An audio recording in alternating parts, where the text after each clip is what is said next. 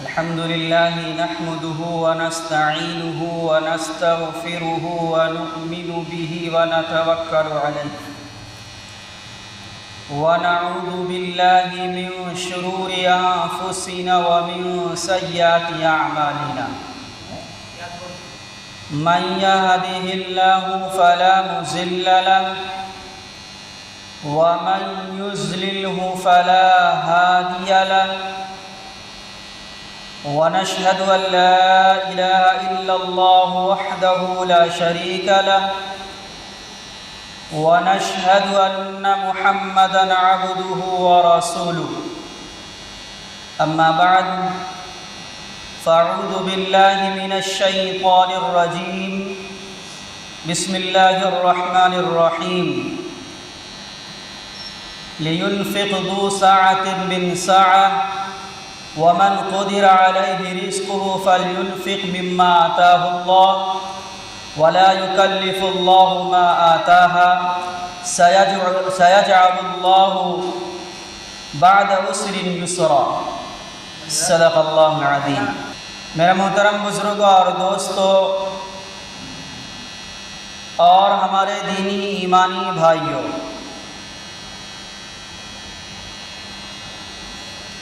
ہم اور آپ جس ملک میں زندگی گزار رہے ہیں،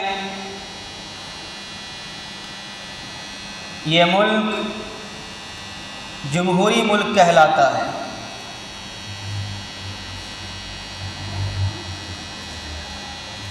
اور جمہوریت کا مطلب یہ ہوتا ہے، اس کا خلاصہ یہ ہوتا ہے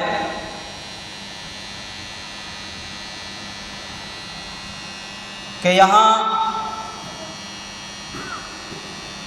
ہر مذہب کے ماننے والوں کا، اس کے طور طریقے کا، اس کے رہن سہن کا خیال رکھا جاتا ہے۔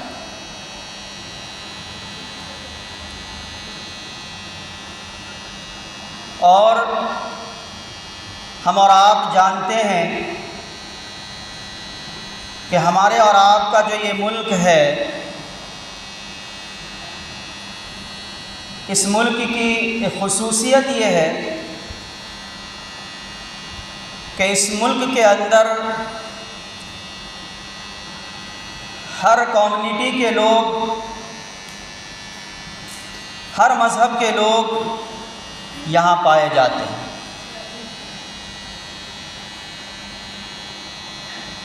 سکھ ہے، عیسائی، بدھ، جین، مسلم، ہندو، ہر مذہب کے لوگ اس ملک کے اندر آباد ہیں اور اپنی زندگی گزار رہے ہیں۔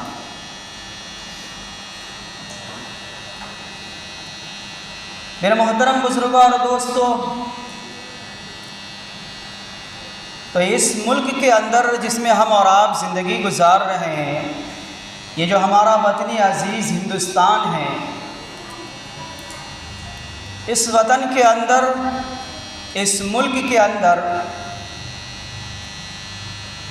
ہر انسان کو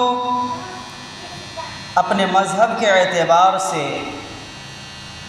زندگی گزارنے کا اصول اور طریقہ ملتا ہے اور کھلی آزادی ہے۔ لیکن افسوس ہے کہ آج کی موجودہ حکومت نے ایک خاص کمیونٹی کو ٹارگیٹ بنایا اور اس کے دین اور اس کے مذہب کے اندر رد و بدل کرنے کی کوشش کرتی ہے۔ اب تک کا جو دور اس ملک کا گزرا ہے، اس ملک کے اندر جس کی بھی حکومت رہی ہے، چاہے جون سا بھی انسان نے حکومت کیا ہو، لیکن اس حکومت نے ہمیشہ مسلمانوں کی محنت کو دیکھتے ہوئے مسلمانوں کی دین اور مذہب کے اندر دخل اندازی نہیں کی۔ لیکن یہ افسوس ہے کہ ابھی کی جو موجودہ حکومت ہے وہ ہمارے مذہب اور ہمارے دین کے اندر دخل اندازی کر رہی ہے۔ میرے محترم بزرگوں اور دوستو، اس ہندوستان کا جو قانون چلتا ہے سمویدھان کے نام سے، اس کے آرٹیکل 25 کے اندر یہ ہر مذہب اور ہر طور طریقے کے اندر زندگی گزارنے کے لیے یہ آرٹیکل آزادی دیتا ہے۔ یعنی ہر مذہب کے لوگ اپنے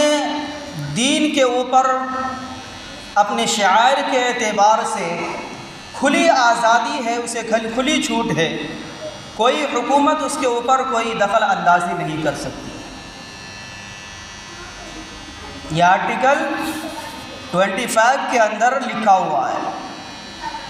کہ ہر کمیونٹی کے لوگوں کو کھلی آزادی ہے، کھلی چھوٹ ہے کہ وہ اپنے مذہب کے اوپر، اپنے دین کے اوپر جس طریقے سے چاہے وہ اپنی آزادی کے ساتھ زندگی گزار سکتا ہے اس ملک کے اندر۔ میرے محترم بزرگوں اور دوستو، لیکن آج کی موجودہ حکومت نے ہمارے اسلام کے خلاف، ہماری شریعت کے خلاف ایک بل پاس کیا ہے جسے تحفظ مسلم خواتین کے نام سے لایا گیا ہے، کہ جس کے اندر ایک شخص کے کورٹ کے اندر آرٹیکل دائر کرنے کی بنیاد پر، جسے تقریباً شاہ بانو کے نام سے یاد کیا جاتا ہے، جانا جاتا ہے، کہ عورتوں کو طلاق کے بعد بھی سابق شوہر سے نفقہ حاصل کرنے کا حق ہے۔ ابھی کی جو موجودہ حکومت ہے اس بل کو پاس کیا ہے کہ اگر مسلم لڑکی کو طلاق دیتا ہے، یعنی مسلمان شوہر اگر اپنی بیوی کو طلاق دیتا ہے تو طلاق دینے کے بعد بھی جب تک اس کی زندگی باقی ہے یا وہ دوسرے مرد سے نکاح نہ کر لیتی ہے، دوسرے مرد سے شادی نہ کر لیتی ہے، اس وقت تک سابق شوہر یعنی جس نے اسے طلاق دیا ہے اس کو اس کا نفقہ برداشت کرنا ہو۔ میرے محترم بزرگوں اور دوستو، یہ ہماری تہذیب اور ہمارے کلچر کے ساتھ ساتھ عقل کے بھی منافی ہے۔ میرے محترم بزرگوں اور دوستو،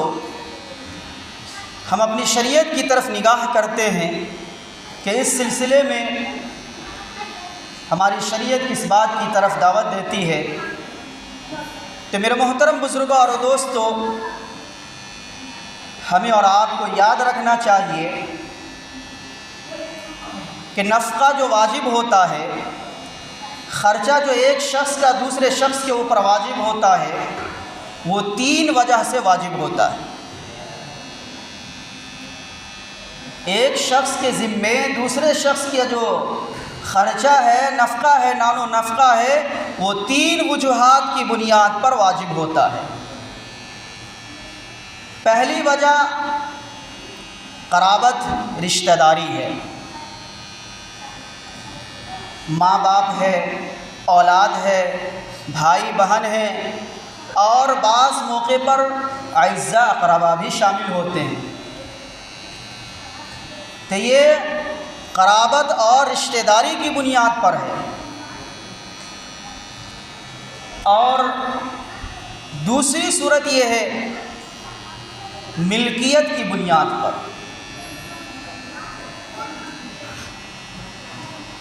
اگر کسی شخص کا کسی کے اوپر ملکیت پائی جاتی ہے، جیسے پچھلے دور کے اندر باندی اور غلام کا سلسلہ تھا، اور ملکیت کا مطلب یہ ہوتا ہے کہ اگر کوئی کسی کی ملکیت کے اندر ہے تو وہ اس کی اجازت کے بغیر کوئی کام نہیں کر سکتا ہے۔ تو جب غلام کا دور تھا تو غلام اپنے آقا کے بغیر کوئی کام نہیں کر سکتے تھے، باندی اپنی مالکہ کے بغیر، اپنے آقا کے بغیر کوئی کام کو انجام نہیں دے سکتی تھی۔ اس بنیاد کے اوپر میرے محترم بزرگوں اور دوستو، مالک کے اوپر غلام اور باندی کا خرچہ، نفقہ اس کے اوپر واجب تھا۔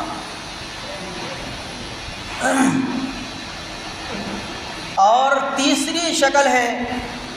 حبس کی بنیاد پر، قید کی بنیاد پر۔ جس طریقے سے قید کی بنیاد کی شکل یہ ہے کہ آپ نے کسی کو مزدوری پر رکھا ہے تو آپ نے اس کو مقید کر لیا کہ فلاں وقت سے فلاں تک کے لیے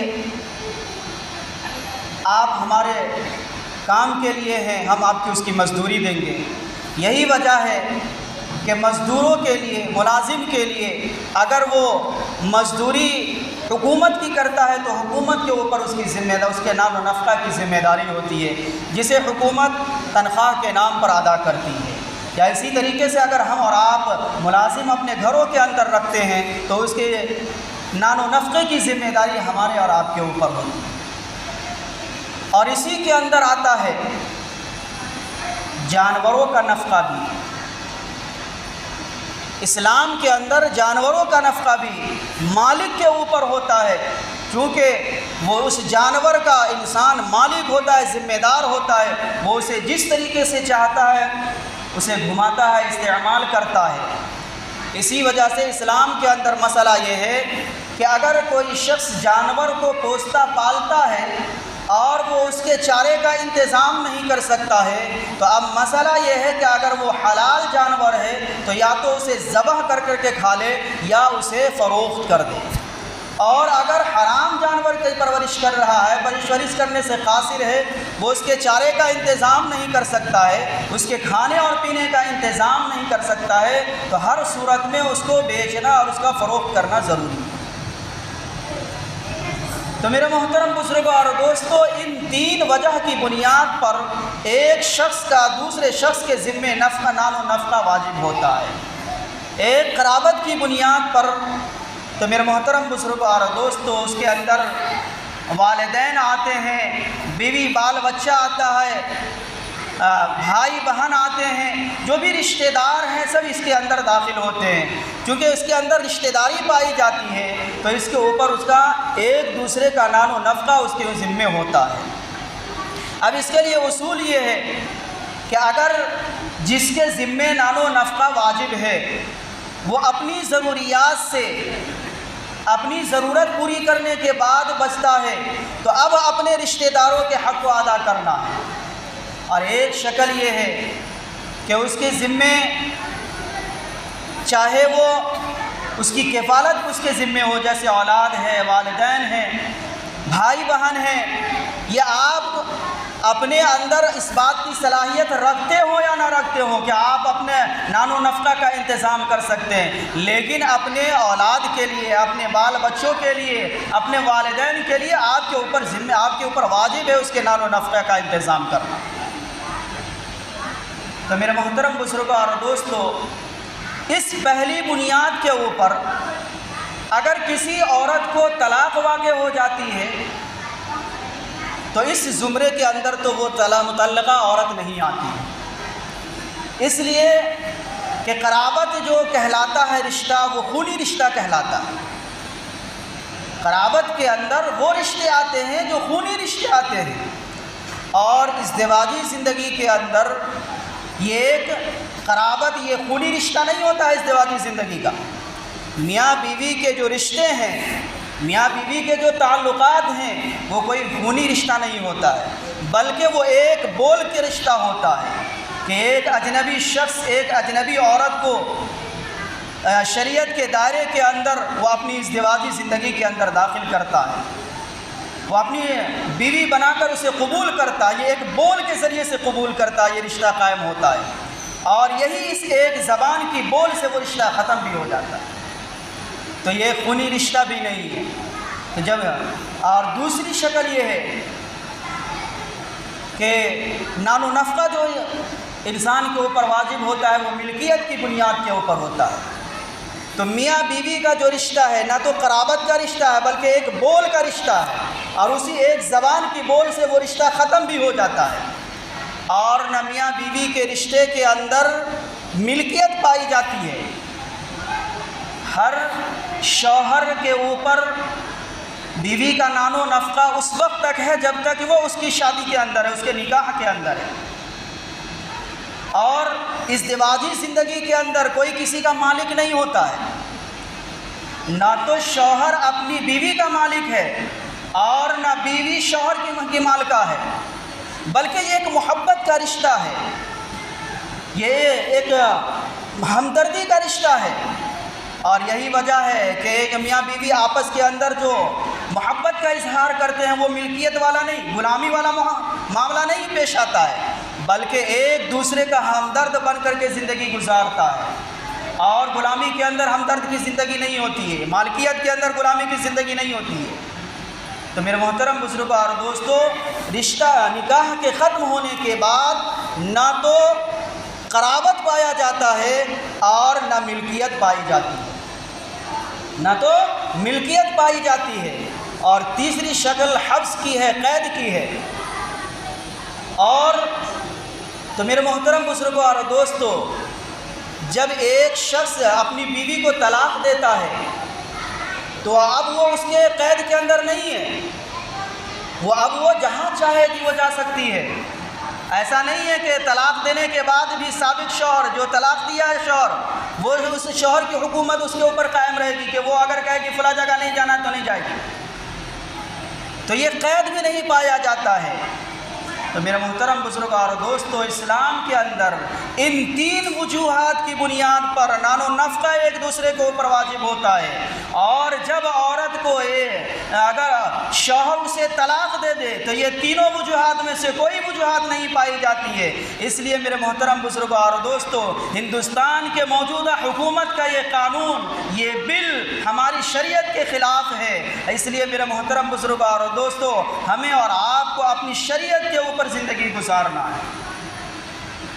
چاہے وہ جتنی قانون کو لاتے رہیں، لیکن میرے محترم بزرگوں اور دوستو، ہم اسلام کے ماننے والے ہیں، اسلامی شریعت کے اوپر عمل کرنے والے ہیں، ہم اس کے مطابق زندگی گزاریں۔ تو میرے محترم بزرگوں اور دوستو، یہ شریعت کے نقطۂ نظر سے بھی متعلقہ عورت کا نان و نفقہ سابقہ شوہر کے اوپر واجب نہیں ہوتا ہے،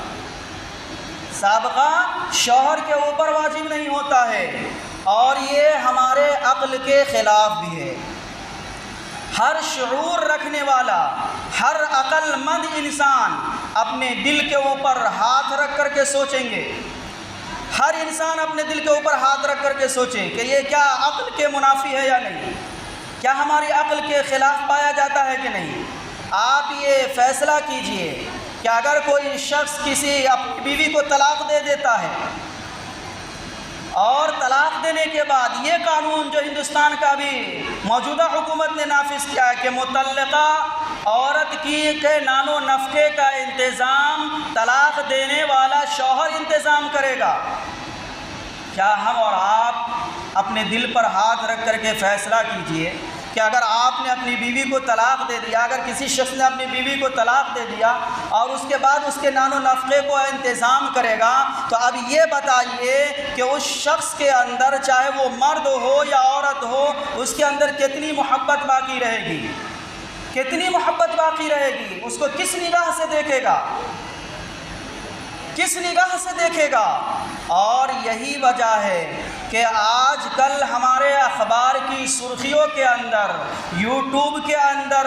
جو واقعات پیش آ رہے ہیں، اور ہمارے اخبار کی جو سرخیاں بنتی جا رہی ہے کہ آج طرح طرح کے واقعات پیش آ رہے ہیں، طرح طرح کے میاں بیوی کے درمیان نفرت پیدا ہوتی ہے، اور اس کی بنیاد پر وہ انجام، وہ نفرت کہاں تک پہنچ جاتی ہے ہمارے اور آپ کے نظروں کے سامنے، یہاں تک کہ یہاں معاملہ ہو جاتا ہے کہ لوگ قانونی طور سے اوپر ہٹ کر کے وہ زندگی گزارتے ہیں اور جو راستہ نہ اختیار کرنا چاہیے وہ راستہ اختیار کرتا ہے،